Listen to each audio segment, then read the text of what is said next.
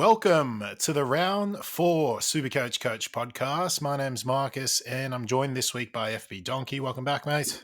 G'day, mate. This is one of those weeks where I dread coming on the podcast a little bit because I can see from that stupid smile on your face that you nailed your trades, you've beaten me this week, and you're up and about a little bit. Tell all the listeners how you went, mate. I am particularly proud because I scored 2207, but importantly, I had Dangerfield still on the pine and I have 400k in bank that I just couldn't spend. It needs to go into Paddy Dow this week, but I'm basically 2 premiums short. So to come away with a 2200 score, I think is bloody awesome. Hopefully the save trade actually delivers points down the line because it's not good just forfeiting points every round. 2207 is a decent score, but probably not the biggest of the week. I think. No, but you nailed your trades this week though, mate. Yeah, I did. We really struggled with last week's show. When we recorded, it was Monday night, and then news kept coming out around injuries and stuff. So we started off by saying you should hold Neale and probably trade Cripps at that stage. That was the fresh news. Cripps injured, Neale fine. Then we went through I think we lasted one day, and then we got news about Neale being injured.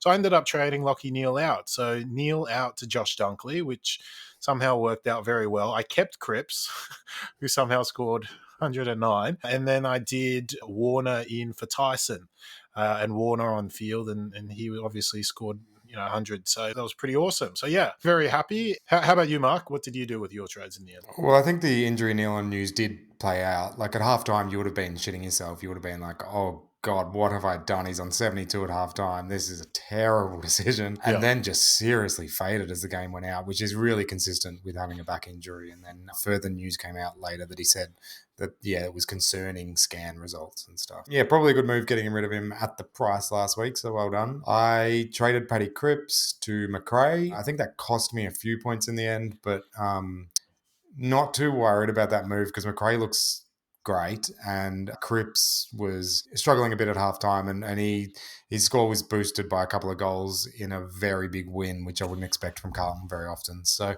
not too worried about that. I was desperate to get Impey into my team and just couldn't make it work just because of the order of the games and the way that news came out of different rookies playing and not playing and having to take Grundy's VC score with my loophole, who I was going to trade out. It didn't work in my favour last week, so I only used I've only used 2 so far, so Danger and Cripps out so far. I might go again with a double this week.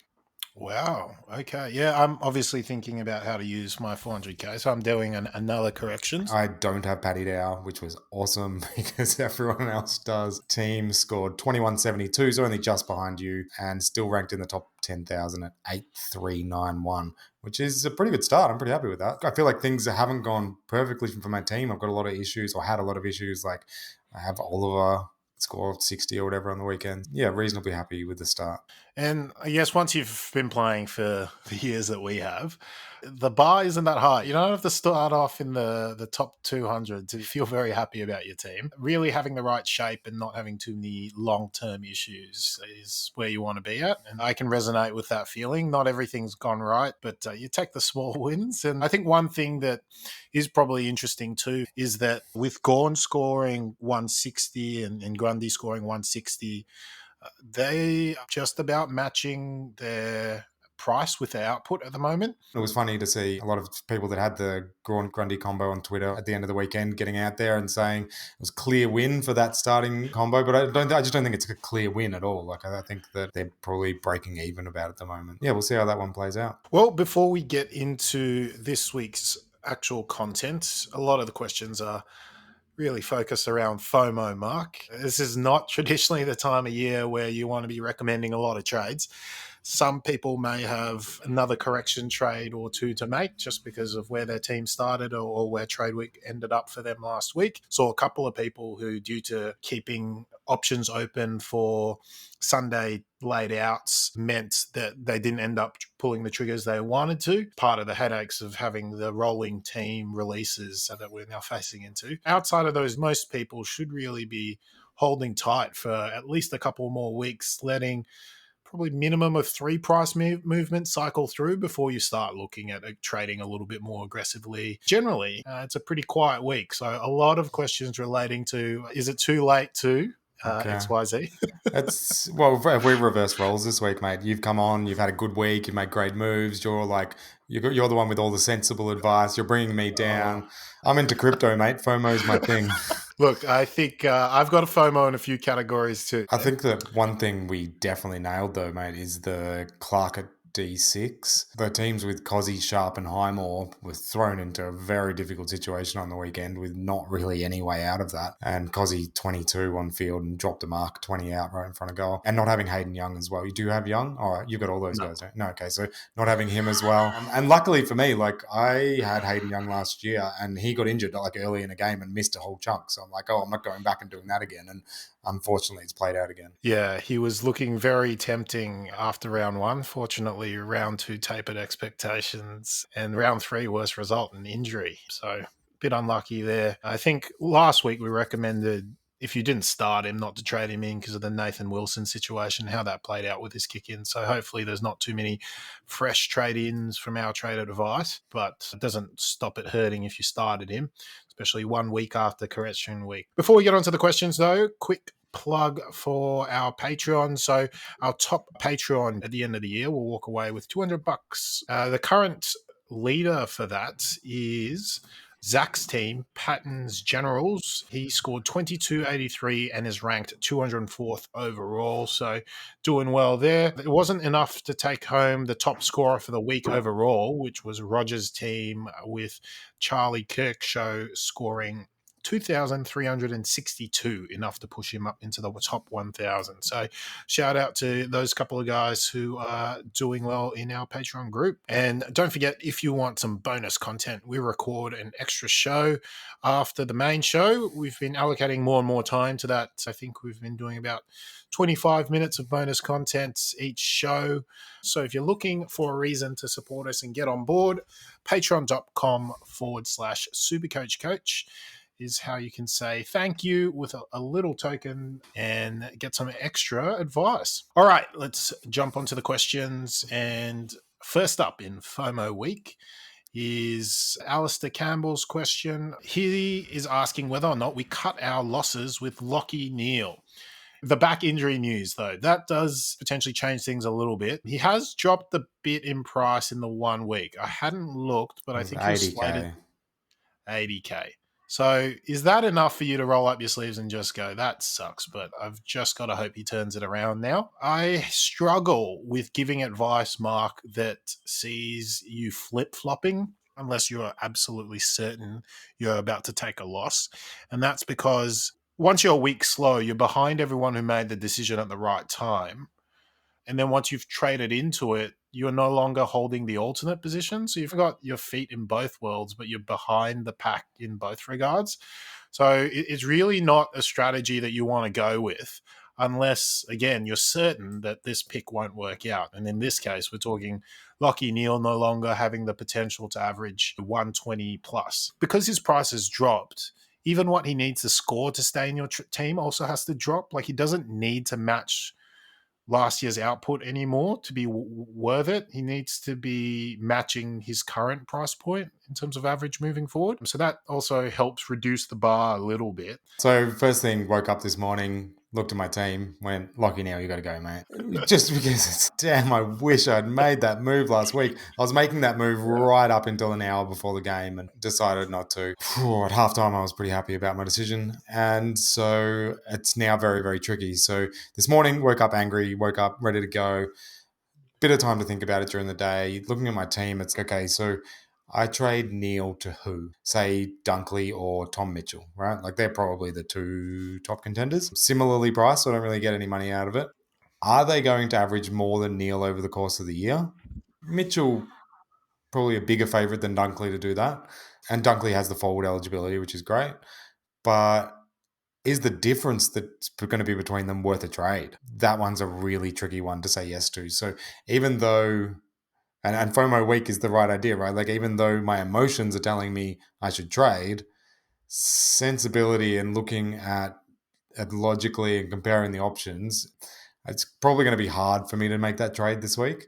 I may just YOLO do it, but I don't necessarily think that's the right decision. Now, we do have a little bit more information on his injury. It's worse than we were expected, probably. How long does it take to recover, and can he recover during the season? I'm not sure. Did they release any specificities I around the think injury itself? he made a comment after the game in an interview saying that there was something bad about the scans, which we didn't have that information before the game. We only had the one Channel 7 reporter commenting for 4 seconds at the end of a news clip. So, yeah, it's more information. I'm probably just keeping him. Hope he comes good.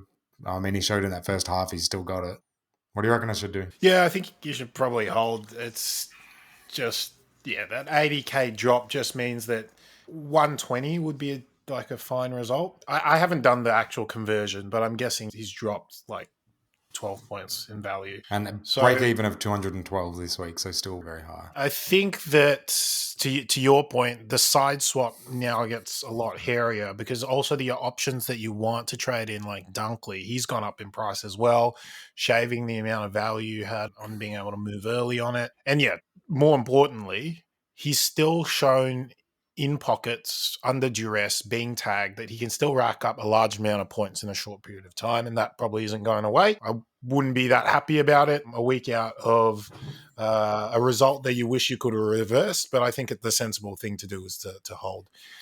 Being sensible is not fun, Marcus. No, it is not. It is not. Well, why don't we go to the next question from @TroyDanaher, a long-time listener, community member called Yort on the forum. Is it time to jump on the text train, or has it already left the station? So I'm happy to report that we're not the only community out there who recommended against him. But gee, in hindsight, because he scored a 130 last week, he was the right trade in. He went up like 110K in 1 week. His break even still really low. 6 goals to the tune of 130. Like, he's also playing better. The game style changes has suited him, etc.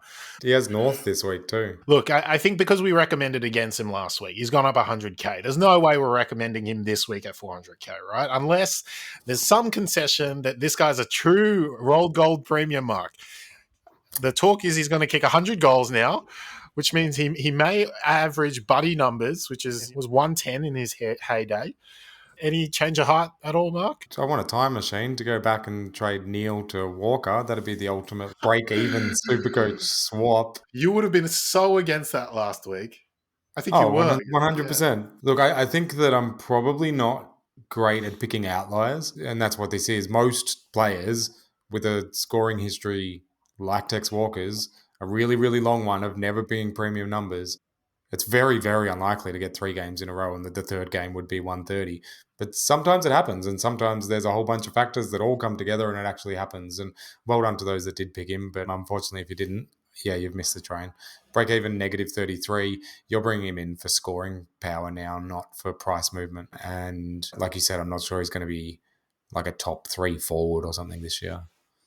How about Impey, though? Impey, he ended up having another 100-plus game. He's playing more off the halfback versus the wing after the injury to Will Day, which is predictable following last week's events and how that played out. He's probably, of Neale, Tex, and Impey, of the FOMO trade so far, he's the one that I think I'm most likely to reconsider. What do you reckon about Impey, Mark? You mentioned trying hard to bring him in. Does that sort of continue on into this week, or are you happy to let him go at the inflated price tag? It's a lot closer than the Walker decision, I think. There's some structural reasons. Once Day was down, it was like, okay, he becomes even more important and I need to get him into my side. Just could not force the trade to make it work. Like, if DeGoey hadn't have played in the first game, I would have traded DeGoey to him, and DeGoey only got 50. He's definitely in consideration this week. Like, I am strongly considering making a move to bring him in. I'm not convinced that I'll do that. It's really tricky to bring someone in at 300,000. You're hoping that they're going to become a keeper really at that rate. And he could get close to that. I'm not confidently bringing him in this week, and I think that the failure rate of that is reasonably high. Do you think he could become a premium this year, given rule changes, a structure for Hawthorn? No, don't really see that happening. No issues with bringing Impey in last week. I just didn't have the trade stand up being able to do it. Now that I'm a week late, the situation changes. He costs more money. I'm no longer in a position where I think he's a good trade in. He was a good one last week, though, that's for sure. Yep. All right, next question is from Shannon Swan asking whether the Dow to Warner trade is too late. Is there any other real reason to bring in a rookie after one price increase? I don't think so, is there? Break even -72, so it's still really low. Like he's priced at very similar to what Impey was last week, so that's pretty good. Can the Swans keep winning games? Not totally sure. I guess the good part about him is that he had a really good score on the weekend, and you get that score for the next couple of weeks in his price movement. So you've got a little bit of a guarantee there. It's really tricky trade. Who do you trade to Warner? That's a really tricky sort of movement. Dow to Warner. Okay. I'd probably be You're looking like at anything to get Dow out. Sure. Yeah, well, I think that potentially Alec Waterman could be a play you look at in that situation. So he's only 100,000. If he gets games, he's going to make money and quite a decent amount from 100,000. That would probably be where I'd be looking at if you didn't have extra cash in the bank. Like you do, Marcus. I probably wouldn't be going Warner. It seems like he could post a 60 anytime. Warner's 220. If you're going to trade in Warner, you might as well pay 70k more for Impey. You got to treat him like a mid-pricer now. He's no longer the rookie. Next question is from Matthew on Twitter. He regrets not trading Dow, but I think I just want to mention that keeping Dow for an extra week, like it sucked for the points on field, but potentially you emergency'd him anyway because he's been presenting terrible scoring. Didn't really help me because I put Brockman on instead of Dow and scored a grand 2 points more. But I guess the main point is Dow still went up last week. Like in terms of all the players you could have traded out, Dow's a fine pick to have rolled an extra week with. I don't really have a huge issue with it. But Matthew's asking Mark whether or not to go to Chapman or go early on Waterman. So I guess bringing us into the rookie part of the show, Chapman on the bubble this week, came in after round one for Freo. He's played the last 2 rounds with all the key backs being out. Job security is all right with injuries at the Dockers. And I guess this might be more pressing if you have the Highmore, Cozzy, Sharp problem in your back line, hey? Yeah, I think that there's probably people out there that are going to have to make a move like this unless Highmore gets reselected, which you think is a good chance after the crap that the Saints showed on Saturday. The Dockers' key backs are injured for a little while. Chapman should get games for a while. 148, not crazy price-wise. Yeah, I don't expect consistent huge scores from him. He was probably a little bit lucky against the Blues. The ball spent a lot of time in his area. Very strange game to watch. Fremantle just barely got it past the centre. So yeah, probably a little bit inflated from that, but does have really good wraps. And if you're looking for a defensive rookie, they're very thin on the ground. So this guy could turn out to be a really important pick in the context of this season. Because I've got to say, you do not want Koschitzke on your field. I certainly agree with that. All right. Next question. Now we're getting on to the player that was actually injured, Mark, and Hayden Young is the guy that we're finally getting on to. You referenced him earlier before. The first question is from Dr. Bones, a longtime vet on SuperCoach Coach Community. He's asking whether to trade Young to CJ or a premium defender like Short.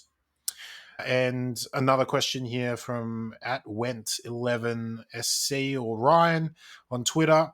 Have we missed the boat on CJ? Is it better to go Young to Chapman or do Young to CJ? So Young to CJ is certainly high up on the run sheet. I guess Isaac Cumming's also doing all right. Probably worth mentioning him. The question is, do you take a mid-pricer, Mark, or do you just go for a rolled gold premium if you can afford it? I guess if you can afford it, you take Short. Like you were saying earlier, once you trade into a mid-pricer, you end up locking in further trades, which is really tricky. Jiath has looked really good, like to the eye and scoring really well. A couple of hundreds in a row, a bit like Impey in the same side. Cummings looked really good as well.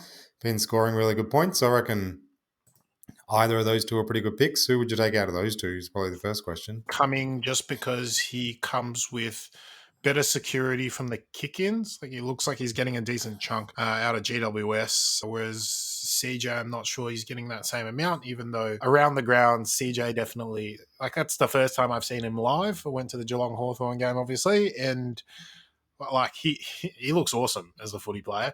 And he scored 119, 118 the last 2 games compared to 199 for Cumming. So CJ's definitely flashier, but I would probably be going with Cumming. I think that he's also a higher pedigree in terms of his draft ranking. So now that he's had the opportunity in that back line, yeah, he's averaging 93 so far. He's the guy I would have picked last week. After another 99, it's hard for me to short him. Price-wise, I think they're basically the same, 330K-ish. Yeah, I totally agree with what you said there, mate. I would have Cumming ahead of CJ. I think that there needs to be a third option discussed here, and that's Chapman.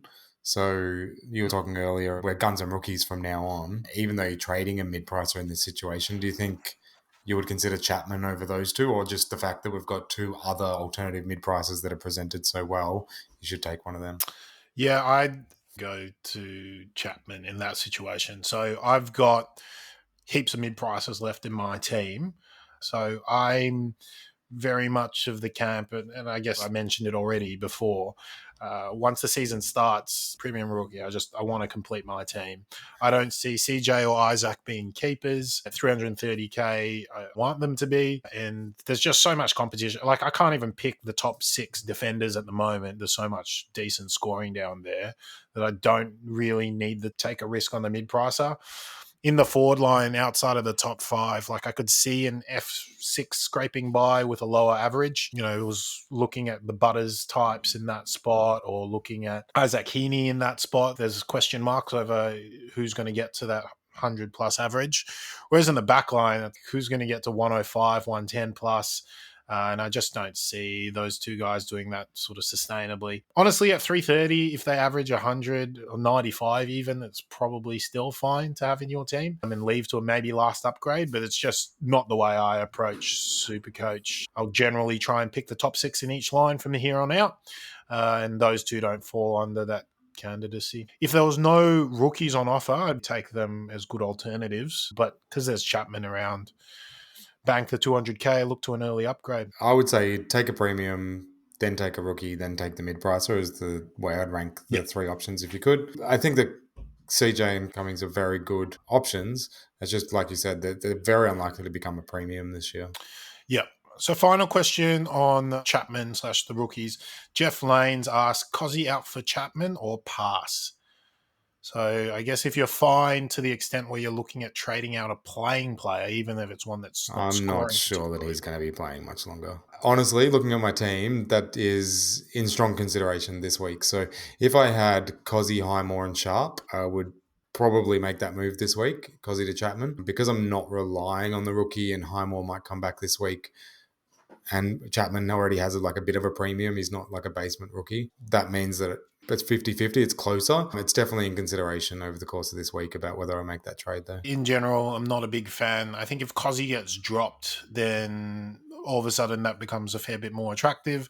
But if he's playing, unless I see him literally out of the team, you just never know. You never know who's going to get a big score, spike a big game. They have played the grand finalists from last year in the first 3 rounds. If he manages to keep playing games, probably wouldn't rush it. But otherwise, I think that advice is sound, Mark. I think as soon as Gunston's ready, because he's out, and might struggle to get back into that side with that injury. And Hawthorn do play the last game of the round, but they do play against Fremantle, so you could make that move late in the round. Very, very convenient timing for the trade in and out targets to be playing in the same game. So that's good. Good call out there, Mark. All right, last question. It's a question from our mate Moosey. If you've been listening to the show for a while, he's a vet. He came on the show. Wasn't he retired? Didn't he quit SuperCoach? He tried to retire and then he had to come back. And he's asking about Burgess. And actually, a few people have mentioned him. And that's because we've got Witts, who's just gone down with an ACL. That goes with Day also being out. That goes with Smith being out for another month. I think they have another rookie that's also done an ACL. Basically have no known ruckman left. Burgess, even though he played as the sub-ruck in the game, looking at their full list, that might be his role anyway moving forward, which has brought up the question. Chris Burgess at Sol Ruck, he's 200K in the back line at the moment. Should he be firmly on the radar? Now, I guess we've been talking about Highmore, we've been talking about Young. He's probably the little spanner in the works, Mark. Have you been tempted at all? We do like a solo ruck and taking a bit of a risk on that. 86 last round. I can't believe that he's their only ruckman that's left. That's tricky. We saw Fullerton for the Lions on Thursday night. I was against Grundy, but he went solo in the ruck and scored maybe 46, 48 points. So just because you've got solo ruck, if you're not up to it, that doesn't mean guaranteed points. Burgess did do pretty well against Riley O'Brien. I guess I'd probably like to see another week out of him. So he's only played the one game this year, is that right? Yep. Yeah. Correct. So you can get another look at him, and I think that if he does well, we'll probably be discussing him quite a bit next week. I'd find it really hard to go to him after one game, although it looks like he'll have that role for at least the next month with Smith injured. You'd think even at training things could pan out differently, right? Like they wouldn't have been in this situation before where they even would have had to consider Burgess as their number one ruck. I think taking the time to let things play out is probably the most sensible move on this one, especially if you've got a player like Chapman available this week as an option. We'll be keeping a keen eye out on that one for next week's show. Moosey should just take him early, though. Just do it, Moosey. All right, that wraps up the content we had for this show, Mark. So we're going to go off and record a bit of a Patreon bonus, but I suppose any final thoughts, comments, anything you want to finish off with in FOMO week for our core listeners? Yeah, so I thought that the games on the weekend there was a lot of outliers. Like there was a lot of very weird results, some very strange games. All the games at Marvel ended up in thrashings, and not even thrashings that you would have predicted who would have given the thrashing before the game. And I'm not sure what caused that. Is it the new rules, or was it just third week of the season? Or like I was at the Bombers Saints game, and the Saints were awful. Like Bombers just aren't that good. The Saints just kept kicking the ball out on the full, and then you watch Fremantle, and they did exactly the same thing. They were just awful against Carlton.